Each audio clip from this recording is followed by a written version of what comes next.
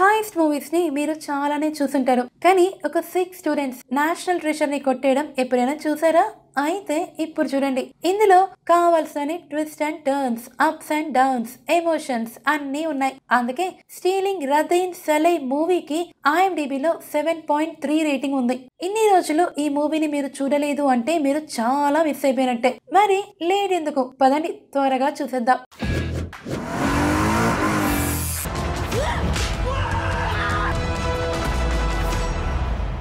మన హీరో పేరు పీకో. అతను ఆర్టిస్ట్. తండ్రి ఓ రాబరీ కేసులో ఇరుక్కుని ఇప్పుడు జైల్లో ఉంటాడు. రిలేటివ్స్ ఎవరూ ఉండరు. తండ్రిని జైల్లో కలుసుకొని అతనికి కావాల్సినవన్నీ అమర్చాలి. వీలుంటే అతన్ని బయటకు తీసుకురావాలి. తన కాలేజ్ ఫీజ్ కట్టుకోవాలి. పాస్ అయ్యి జాబ్ కొట్టాలి. అప్పటి వరకు ఇతని అవసరాలన్నీ తీరాలి. లిస్ట్ చాలా పెద్దగానే ఉంది కదా.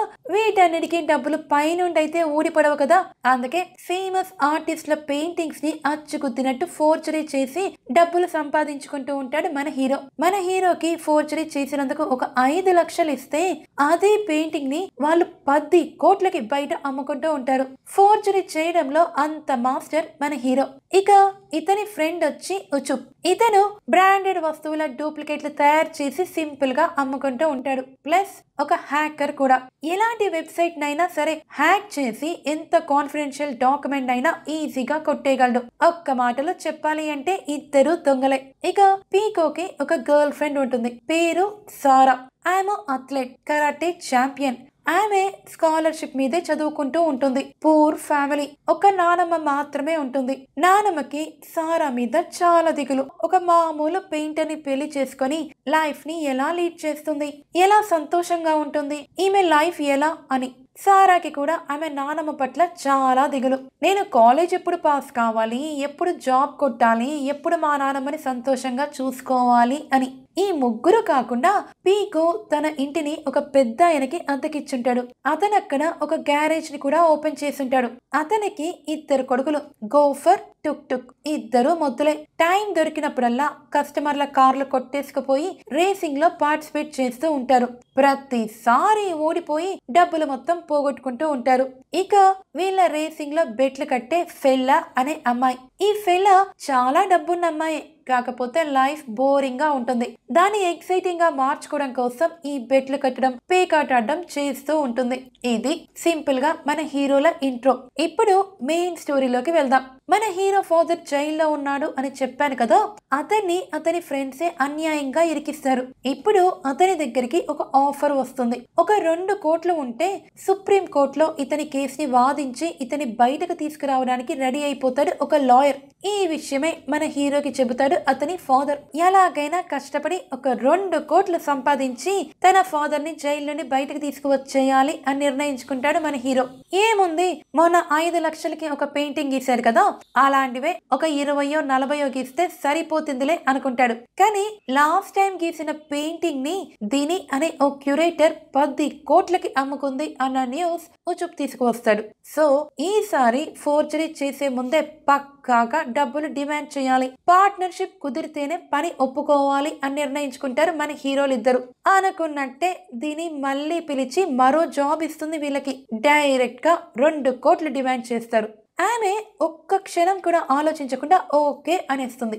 ఎందుకంటే పీకో ఇప్పుడు గీయాల్సింది ఆషామాషి పెయింటింగ్ కాదు. రదేన్ సలై అనే ఓ ఫేమస్ ఇండోనేషియన్ పెయింటర్ గీసిన ద అరెస్ట్ ఆఫ్ పాంగరెన్ డిపోనెగరో అనే ఓ పెయింటింగ్. దీని గురించి సింపుల్ గా చెప్పాలి అంటే రదేన్ సలై అనే అతను మన Rabindranath Tagore type famous painter. And ఈ పెయింటింగ్ వాళ్ళ ఫ్రీడమ్ స్ట్రగుల్ లో ఒక భాగం. ఇండోనేషియన్ రాజులు డచ్ వాళ్ళకి అగేన్స్ట్ గా ఎంత వీరోచితంగా పోరాడారో ఈ పెయింటింగ్ ప్రతిబింబిస్తుంది. ఇది ప్రెసిడెంట్ ప్యాలెస్ లోనే ఉంటుంది.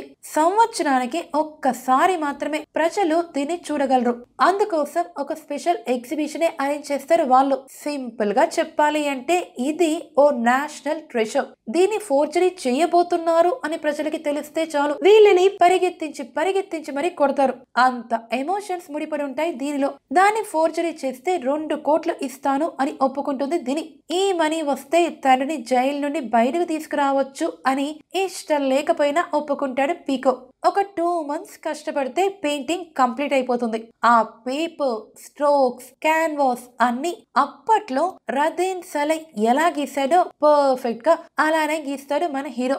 ఇక దీని దగ్గరికి వెళ్ళి ఈ పెయింటింగ్ ఇచ్చి ఆ 2 కోట్లు తెచ్చుకోవడమే బాకీ. కానీ ఇన్ని రోజులు పీకో తనని కలవడానికి రాకపోయేసరికి సారానే ఇతని దగ్గరికి వస్తుంది. సిచ్యువేషన్ మొత్తం అర్థం చేసుకుని ముగ్గురు కలిసే ఆ పెయింటింగ్ డెలివరీ చేయడానికి వెళ్తారు. ఇక్కడి వరకు ఏ ప్రాబ్లం ఉండదు. కానీ ఇక్కడే మాజీ ప్రెసిడెంట్ ఎంట్రీ ఇచ్చి వాళ్ళకు బంపర్ ఆఫర్ ఇస్తాడు. ఇంత అద్భుతమైన పెయింటింగ్ ని గీసిన మీ టాలెంట్ కి ఆఫ్టర్ ఆల్ 2 కోట్లేంటి 17 కోట్లు ఇచ్చినా తక్కువే అని అక్కడికక్కడే ఓ 50 లక్షలు తీసి ఇచ్చేస్తాడు. కానీ మిగతా మనీ ఇవ్వకుండా ఒక కండిషన్ పెట్టి సిచ్యువేషన్ మొత్తాన్ని కాంప్లికేట్ చేసేస్తాడు. ఈ ప్రెసిడెంట్ పేరు వచ్చి పర్మాడి. అతని ముద్దుల కొడుకు పేరు రామ. తండ్రి పొజిషన్ ని అడ్డు పెట్టుకొని లంచాలు తీసుకొని మీడియాకి అడ్డంగా బుక్ అయిపోతాడు ఈ రామ.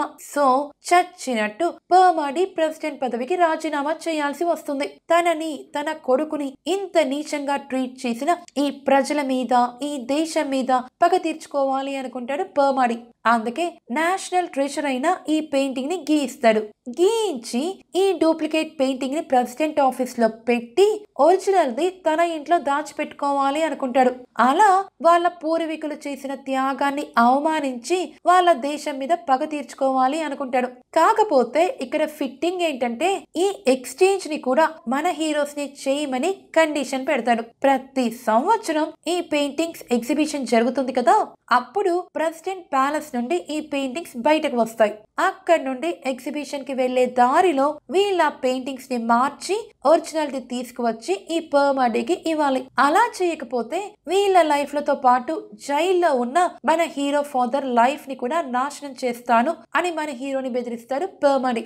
అటు చూస్తే అతనేమో మాజీ ప్రెసిడెంట్. అతని దగ్గర అధికారం, డబ్బు, పలుకుబడి అన్నీ ఉంటాయి. వీళ్ళేమో మామూలు స్టూడెంట్స్, అందరూ దొంగలే. ఇలా ఓ ప్రెసిడెంట్ మాతో పెయింటింగ్ గీయించాడు, ఆ ఫోర్జరీ పెయింటింగ్ ని తీసుకువచ్చి ప్రెసిడెంట్ ప్యాలెస్ లో పెట్టించాడు అని వీళ్ళు కొండెక్కి కోడే కూసినా ఇప్పుడు పుట్టిన పాప కూడా వీళ్ళ మాట నమ్మదు. ప్లస్ జైల్లో ఉన్న తండ్రిని ఏమైనా చేయగల పవర్ ఇతనికి ఉంది. అందుకే చేసేది లేక అతను చెప్పిన దానికే ఒప్పుకుంటారు మన హీరోలు. ఇప్పుడు వీళ్ళు ఎక్స్చేంజ్ కనుక పర్ఫెక్ట్ గా చేయగలిగారు అంటే 17 కోట్లు లైఫ్ లో ఇప్పటి వరకు చూడనంత మనీ వీళ్ళ చేతుల్లోకి వచ్చేస్తుంది. అదే చేయలేకపోతే దొంగలుగా స్టాంప్ పడి అందరూ జైలుకి వెళ్లాల్సి వస్తుంది. సో ఎటువంటి పరిస్థితుల్లో ఈ ప్లాన్ ని పర్ఫెక్ట్ గా ఎగ్జిక్యూట్ చేయాలి అనుకుంటారు మన హీరోలు. ఈ పెయింటింగ్ ని ఏ డెలివరీ కంపెనీ ఎక్స్చేంజ్ చేస్తుంది, ఎక్స్చేంజ్ చేసేటప్పుడు సెక్యూరిటీ ఎంత ఉంటుంది, ఇలాంటి డీటెయిల్స్ అన్ని ఆ ప్రెసిడెంట్ వాళ్ళకి ఆల్రెడీ ఇచ్చేసి ఉంటాడు. కానీ ఆ డెలివరీ కంపెనీ ఆ రోజున ఏ ట్రక్ ని పంపిస్తుంది, అందులో డ్రైవర్స్ ఎవరుంటారు, ఏ రూట్ వాళ్ళు సెలెక్ట్ చేసుకుంటారు, ఇలాంటి డీటెయిల్స్ ఏవి అతనిచ్చిన పేపర్స్ లో ఉండవు. పోనీ ఆ కంపెనీ సైట్ ని హ్యాక్ చేసి తెలుసుకుందాం అనుకుంటే వాళ్ళు అసలు ఆ డీటెయిల్స్ ని నెట్ లో పెట్టనే పెట్టరు. సో ఇప్పుడు ఆ కంపెనీకే డైరెక్ట్ గా వెళ్లి ఈ డీటెయిల్స్ అన్ని వీళ్ళు కొట్టేసుకు రావాలన్నమాట. ఈ ముగ్గురే కూర్చొని ఇంత పెద్ద ప్లాన్ ని ఎగ్జిక్యూట్ చెయ్యలేరు కాబట్టి కింద గ్యారేజ్ అంకుల్ కొడుకులు ఉంటారు కదా, వాళ్ళ హెల్ప్ కూడా తీసుకుంటారు. ఆఫ్ కోర్స్ దానికి రిటర్న్ లో కాస్త షేర్ కూడా ఇస్తారనుకోండి. ఇప్పుడు 5గురు కలిసి ఆ కంపెనీ మీద అటాక్ చేసి అక్కడి డ్రైవర్ డీటెయిల్స్, ట్రక్ ఇన్ఫర్మేషన్ అన్ని డీటెయిల్స్ తెచ్చుకోవాలి అనుకుంటారు. కానీ ఎప్పుడో చేసే ఎక్స్చేంజ్ గురించి ఇప్పుడే డీటెయిల్స్ అన్ని రాసి పెట్టుకొని రండి వచ్చి కొట్టేసుకు పొండి అని వాళ్ళైతే వెయిట్ చేయరు కదా. సో ఈ ప్లాన్ అట్టర్ ఫ్లాప్ అయిపోతుంది. మన టీమ్ లో కాస్త తెలివి గల వాళ్ళు ఉంటే తప్ప ఈ ప్లాన్ ని మనం ఎగ్జిక్యూట్ చెయ్యలేం అన్న బేసిక్ కన్క్లూషన్ కి వచ్చేస్తారు అందరూ. అందుకే ఆ ఫెల్లాని కూడా ఇందులో జాయిన్ చేసుకుంటాడు ఉచుప్. ఆమె ఇందులో ఉన్న లూప్ హోల్స్ ని కాస్త సెట్ చేయడం స్టార్ట్ చేస్తుంది. ఆ ఇద్దరు అబ్బాయిలు ఉంటారు కదా, టుక్ టుక్, గోఫర్, ఇద్దరికి దొంగ డిగ్రీలు తయారు చేసి ఈమె మదర్ కున్న ఇన్ఫ్లుయెన్స్ ని యూజ్ చేసి ఆ డెలివరీ కంపెనీలోనే ఇద్దరిని డ్రైవర్లుగా జాయిన్ చేస్తుంది. వాళ్ళ కంపెనీ లోపలికి వెళ్లి అక్కడి డ్రైవర్స్ ఎవరు, వాళ్ళ డీటెయిల్స్ ఏంటి, అసలు వాళ్ళ లైఫ్ స్టైల్ ఏంటి అన్ని డీటెయిల్స్ తెలుసుకుంటారు. అంతేకాదు ఆ కంపెనీకి సంబంధించిన ఒక ట్రక్ ని వీళ్ళ గ్యారేజ్ కూడా తీసుకువస్తారు. మన హీరో సేమ్ అలాంటి ట్రక్కే ఒక దాన్ని కొని మక్కి పెయింట్స్ వేసి అచ్చు ఆ కంపెనీ ట్రక్ లాంటిదే ఒక దాన్ని తయారు చేస్తాడు. ఇక కరెక్ట్ గా ఎక్స్చేంజ్ చేసే టైం వచ్చేసరికి ఆ ఎక్స్చేంజ్ చేసే డ్రైవర్ ఉంటాడు కదా, అతని పేరు మీద జావాకి స్పెషల్ టికెట్స్ తీస్తారు. అవి అతనికి ఇచ్చి అసలు అతను ఆ రోజు పనిలోకి రాకుండా చేస్తారు. మేనేజ్మెంట్ ని కాకపట్టి ఆ పెయింటింగ్ డెలివరీ చేసే బాధ్యతని మన టుక్ టుక్ గోఫర్ కే వచ్చేటట్టు అంతా సెట్ చేస్తారు. ఇక్కడితో దొంగతనానికి కాస్త లైన్ క్లియర్ అవుతుంది. ఇప్పుడు వీళ్ళ ప్లాన్ ని అమల్లో పెడతారు. ఆ డెలివరీ చేసే ట్రక్ ఉంటుంది కదా, అలాంటిదే same truck number, same design, same peoples, ఆఖరికి సేమ్ ఇంజన్ నెంబర్ కూడా ఉండేటట్టు అన్ని మారుస్తారు. ఈ డెలివరీకి సెక్యూరిటీగా 2 పోలీసు వాళ్ళు బైక్ల మీద ముందు వెళ్తూ ఉంటారు. అంతే, ఈ ట్రక్ ఒక టనల్ ని పాస్ అయిన తర్వాతే ఎగ్జిబిషన్ కి వెళ్తుంది. సో ఆ టనల్ దగ్గరే వీళ్ళ ప్లాన్ ని ఎగ్జిక్యూట్ చేయాలి అనుకుంటారు. ముందు ఆ ఫెల్లా ఉంటుంది కదా, ఆమె టనల్ దగ్గరికి కార్ వేసుకుని వెళ్లి కరెక్ట్ గా ఆ టనల్ ముందట కార్ బ్రేక్ అయిపోయినట్టు యాక్ట్ చేసి రోడ్ మొత్తం బ్లాక్ చేస్తుంది. ఈ టనల్ లోపల ట్రాఫిక్ మొత్తం జామ్ అయిపోతుంది. ఈ లోపల ఒరిజినల్ ట్రక్ వెనకే మన హీరో పీకో, సారా డూప్లికేట్ ట్రక్ వేసుకొని రెడీగా ఉంటారు. ఈ టనల్ లోపలే ఒరిజినల్ ట్రక్ ప్లేస్ లో డూప్లికేట్ ట్రక్ పెట్టి ఒరిజినల్ పెయింటింగ్ కొట్టేసుకు రావాలి.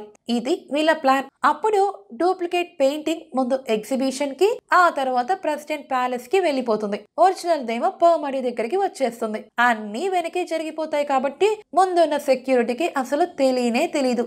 ఒకవేళ ఎవరికైనా డౌట్ వచ్చి చెక్ చేసినా ఇంజన్ నెంబర్లతో సహా అన్ని సేమ్ ఉంటాయి కాబట్టి మార్చినట్టు ఎవరికి తెలీదు. Perfect plan. కానీ ఇంత పర్ఫెక్ట్ ప్లాన్ లో కూడా ఒక ఇంపర్ఫెక్ట్ థింగ్ జరుగుతుంది. ఆ 2 సెక్యూరిటీలే కాకుండా వీళ్ళకి తెలియకుండా ఇంకో 2 పోలీస్ ఆఫీసర్స్ వెనక కార్ లో సైలెంట్ గా ఫాలో అవుతూ ఉంటారు. ఈ విషయం ఆ ప్రెసిడెంట్ ఇచ్చిన ప్లాన్ లో అసలు ఉండనే ఉండదు. ఆ పోలీసు వాళ్ళకి సేమ్ కంపెనీకి సంబంధించిన ఒకే రకమైన ట్రక్లు 2 ఈ టనల్ లోపలికి వచ్చేసరికి అమో సంథింగ్ ఈస్ ఫిషీ అనుకుంటారు. ఎప్పుడైతే ఆ ఒరిజినల్ ట్రక్ ని ఓవర్కమ్ కావాలి అని మన హీరో ట్రై చేస్తాడో ఇక ఆ డౌట్ కన్ఫర్మ్ అయిపోయి వెంటనే వెళ్లి దీన్ని ఆపాలి అనుకొని ఆ ట్రక్ కి పోలీస్ కార్ ని అడ్డంగా పెట్టేస్తారు పోలీసులు. అసలు పోలీసులు వీళ్ళని ఫాలో అవుతున్నట్టు మన టీం కి తెలియనే తెలీదు. ప్లస్ వీళ్ళేమి ఎక్స్పీరియన్స్ దొంగలు కాదు, సిచ్యువేషన్ ని కూల్ గా హ్యాండిల్ చేయడానికి. ఒకసారి అక్కడ పోలీసుల్ని చూడగానే అమ్మో వీళ్ళు మమ్మల్ని అరెస్ట్ చేస్తారు, ఇక మేము జైలుకి వెళ్లాల్సి వస్తుంది అని పానిక్ అయిపోయి ఎక్కడికక్కడ అన్ని వదిలేసి పరుగు లంఘించుకుంటారు అందరూ.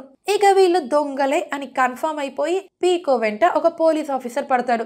సారాని ఒక ఆఫీసర్ తరుముతుంది. ఇక ట్రక్ నుండి గోఫర్ తప్పించుకుపోయినా టుక్ టుక్ ని మాత్రం పోలీసులు పట్టేసుకుంటారు. ఉచుప్ ఫెల్లాని కాపాడడానికి తన ల్యాప్టాప్, కార్ అన్ని వదిలేసి వచ్చి ఆమెను తీసుకొని అక్కడి నుంచి ఎస్కేప్ అవుతాడు.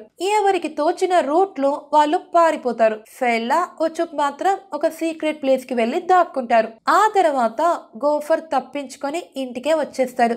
సారా ఆ పోలీస్ ఆఫీసర్ ని కొట్టి మరి పీకో ఇంటికి వచ్చేస్తుంది. అప్పటికి పీకో కూడా సేఫ్ గా ఇంట్లోకి చేరుతాడు. ఇప్పుడు వాళ్ళ పరిస్థితి అగమ్య గోచరం అయిపోతుంది. ఈ పని చేస్తే కోట్లు వచ్చి పడతాయి, అందరి లైఫ్ లో సెటిల్ అయిపోతాయి అని ఎక్స్పెక్ట్ చేస్తారు వాళ్ళు. కానీ ఇప్పుడు టుక్ టుక్ జైల్లో ఉంటే ఉచుప్, ఫెల్లా ఎక్కడున్నారో ఎవరికి తెలీదు. టుక్ టుక్ ఒక్క మాట చెబితే చాలు అందరూ జైలుకి లైన్ కట్టాల్సిందే. తండ్రిని జైలు నుండి బయటకు తీసుకురావడం కాదు, తండ్రికి తోడుగా పీకోనే జైలుకి వెళ్లాల్సిన పరిస్థితి. ఏం చెయ్యాలో ఎవ్వరికి అర్థం కాదు. సో సైలెంట్ గా ఎవరికి కనబడకుండా కొన్ని రోజులు ఇంట్లోనే దాక్కుంటారు. ఇక ఆ ఎగ్జిబిషన్ కూడా స్టార్ట్ అయిపోతుంది. ఇప్పటి వరకు ఒక్కసారి కూడా ఆ పెయింటింగ్ ని దగ్గరగా చూస్తుంటాడు పీకో. నెట్ లో దొరికిన ఇమేజెస్ తోనే ఒరిజినల్ పెయింటింగ్ ని తలదన్నేటట్టుగా గీస్తాడు. సరే ఆపర్చునిటీ దొరికింది కదా అని ఒకసారి ఆ ఎగ్జిబిషన్ కి వెళ్లి ఆ పెయింటింగ్ ని దగ్గరగా చూస్తాడు పీకో. చూస్తే అది అసలు ఒరిజినల్ పెయింటింగే కాదు, అది పీకో గీసిన పెయింటింగ్. అంటే ఒరిజినల్ పెయింటింగ్ ని కొట్టేసి పీకో గీసిన పెయింటింగ్ ని ఎగ్జిబిషన్ లో పెట్టి వీళ్ళని దొంగతనం కేసులో ఇరికించి వీళ్ళకి ఇవ్వాల్సిన డబ్బుల్ని ఎగ్గొట్టి వీళ్ళని ఫూల్స్ ని చేసుంటాడు ఆ మాజీ ప్రెసిడెంట్. యాక్చువల్ గా పెయింటింగ్ ని ట్రాన్స్ఫర్ చేసే ప్రాసెస్ లో ఈ పోలీస్ ఆఫీసర్లు ఫాలో కావడం అనేది ఉండనే ఉండదు. ఆ ప్రెసిడెంట్ పెయింటింగ్ ని కొట్టేద్దాం అని ప్లాన్ వేసిన తర్వాత ఈ పోలీస్ ఆఫీసర్స్ ని రంగంలోకి దింపుతాడు. ఎందుకైనా మంచిది మీరు వెనకనే ఫాలో కండి అని చెప్తాడు. పోలీసు వాళ్ళని చూడగానే వీళ్ళు అన్ని వదిలేసి పారిపోతారు అని అతనికి తెలుసు. అతను అనుకున్నట్టే వీళ్ళు చేస్తారు. 2 ట్రక్లు పోలీసు వాళ్ళకి దొరికేసరికి అందులో ఏది ఒరిజినలో ఏది డూప్లికేటో వాళ్ళకి అర్థమే కాదు. పెయింటింగ్ తో సహా వెహికల్ నెంబర్ తో పాటు ఇంజిన్ నెంబర్ కూడా సేమ్ ఉంటుంది. సో ఈ పెయింటింగ్ లో ఎక్స్పర్ట్ అయిన ఓ క్యూరేటర్ ని పిలిచి ఒరిజినల్ ఏంటో డూప్లికేట్ ఏంటో తెలుసుకోవాలి అనుకుంటారు పోలీసులు. అయితే ఇక్కడ ట్విస్ట్ ఏంటంటే ఆ దినియే క్యూరేటర్ లా వచ్చి డూప్లికేట్ ది ఒరిజినల్ అని చెప్పి ఒరిజినల్ పెయింటింగ్ ని జాగ్రత్తగా తీసుకువచ్చి ఈ మాజీ ప్రెసిడెంట్ కి అప్పగించి మరీ వెళ్ళిపోతుంది.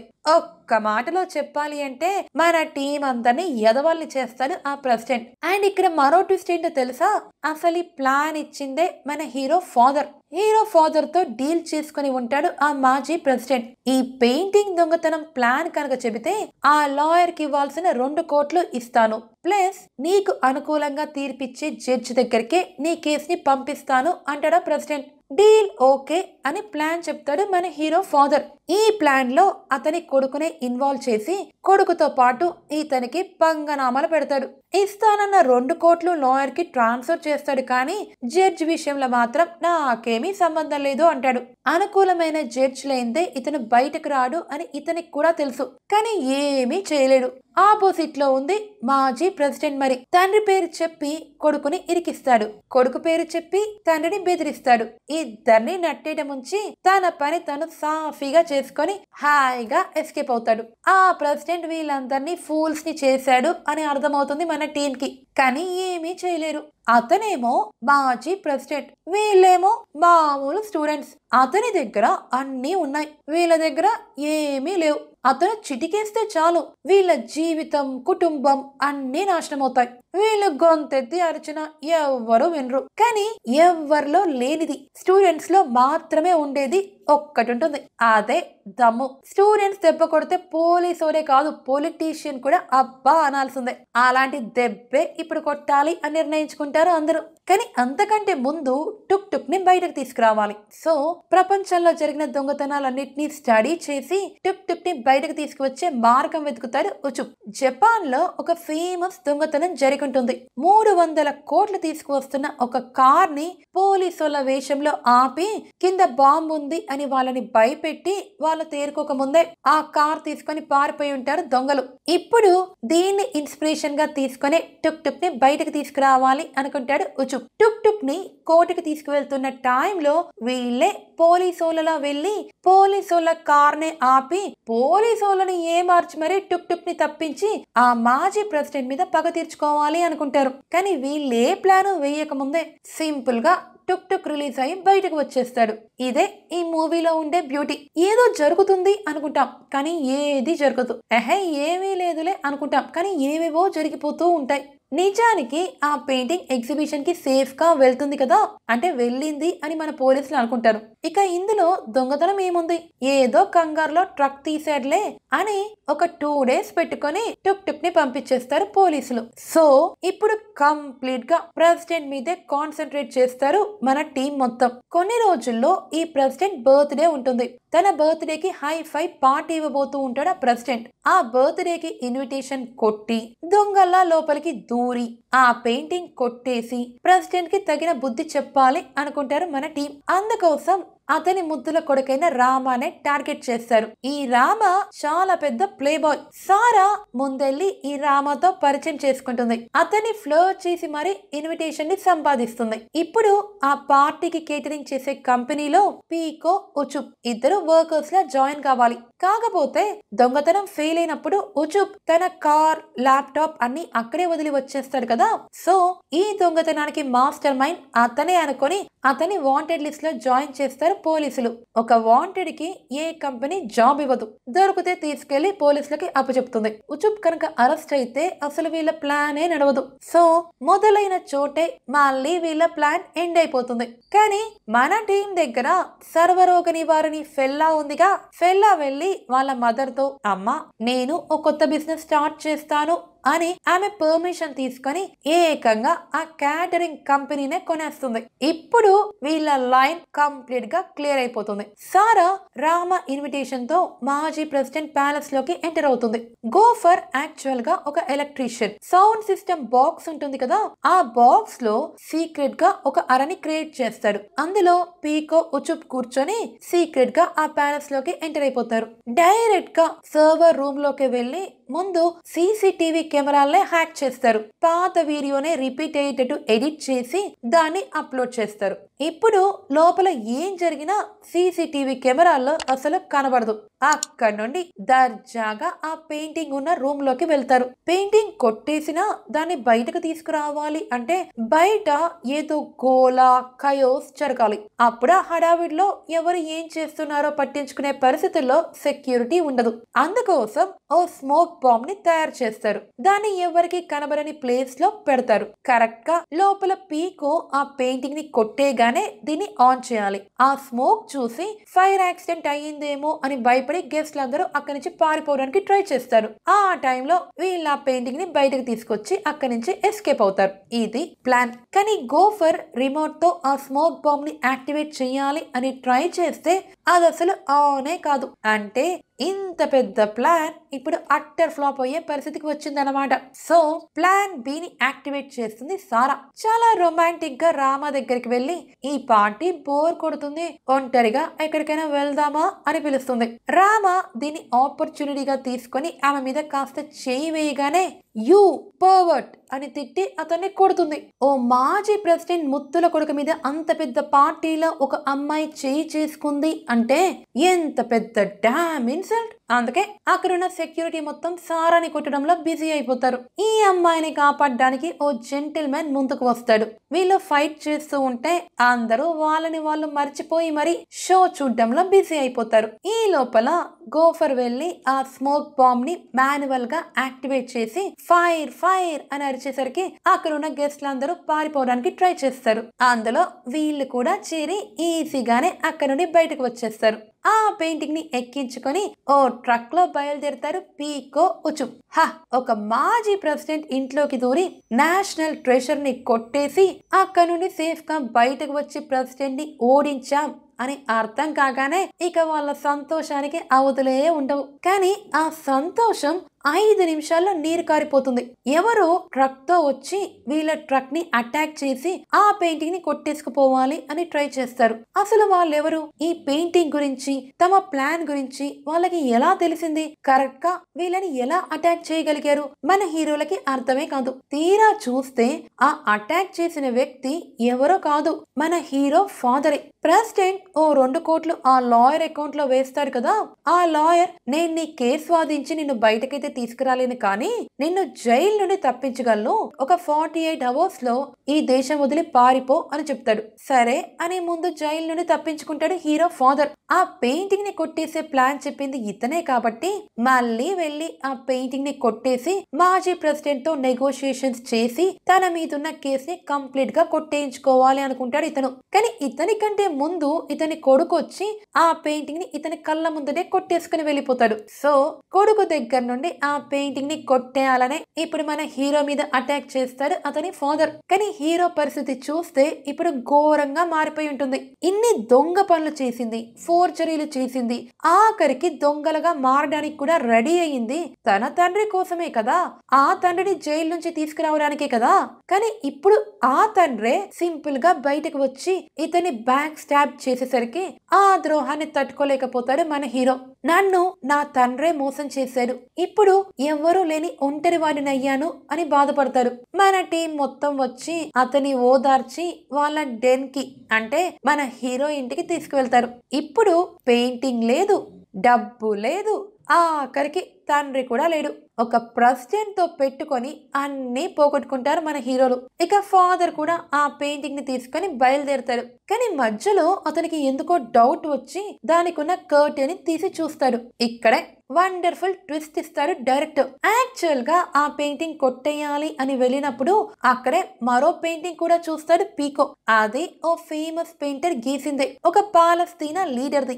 ఎలాగో కొట్టేసేటప్పుడు ఒకటైతే ఏంటి రెండైతే ఏంటి అని రెండింటిని కొట్టేస్తారు. సేఫ్ సైడ్ లో ఆ మెయిన్ పెయింటింగ్ ఉంటుంది కదా, దాన్ని మిగతా టీం వెళ్తున్న ట్రక్ లో ఎక్కించి ఈ పాలస్తీనా పొలిటీషియన్ పెయింటింగ్ ని మన హీరో ట్రక్ లో తీసుకువస్తూ ఉంటారు. దాన్నే ఇప్పుడు హీరో ఫాదర్ కొట్టేస్తాడు. అంటే ఆ ప్రెసిడెంట్ తో పాటు హీరో ఫాదర్ కూడా ఫూల్ అయ్యాడనమాట. తన కొడుకు తనని దాటిపోయాడు అని అర్థం కాగానే ఒక నవ్వు నవ్వుకొని ఇక ఆ కంట్రీ వదిలి వెళ్ళిపోవాలి అని నిర్ణయించుకుంటాడు హీరో ఫాదర్. ఆ పెయింటింగ్ మాత్రం మన టీమ్ తోనే ఉంటుంది. యాక్చువల్ గా ఈ పెయింటింగ్ ని మన హీరో టీం కొట్టేయడం ఆ దీని కూడా చూస్తుంది, కానీ పోలీసులకి కాల్ చేయదు, ఈ ప్రెసిడెంట్ కి చెప్పదు.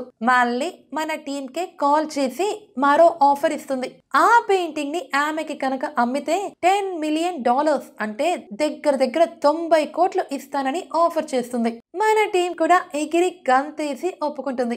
5 లక్షలతో స్టార్ట్ అయిన వీళ్ళ జర్నీ ఇప్పుడు 90 కోట్ల దగ్గర ఎండ్ అవుతుంది. అందరూ హ్యాపీస్, అందరి లైఫ్ లో హాయిగా సెటిల్ అయిపోతాయి. ఇది స్టీలింగ్ రదీన్ సలై కంప్లీట్ స్టోరీ. చాలా ట్విస్ట్ అండ్ టర్న్స్ ఉన్నాయి కదా. నాకైతే ప్రతి సీన్ ఓ క్లైమాక్స్ లా అనిపించింది, ప్రతి ట్విస్ట్ వావ్ అనిపించింది. మరి మీకెలా అనిపించింది కింద కామెంట్ సెక్షన్ లో రాసి మాతో పంచుకోండి. మరో మూవీతో నేను మిమ్మల్ని మళ్ళీ కలుస్తాను. అప్పటి వరకు బాయ్.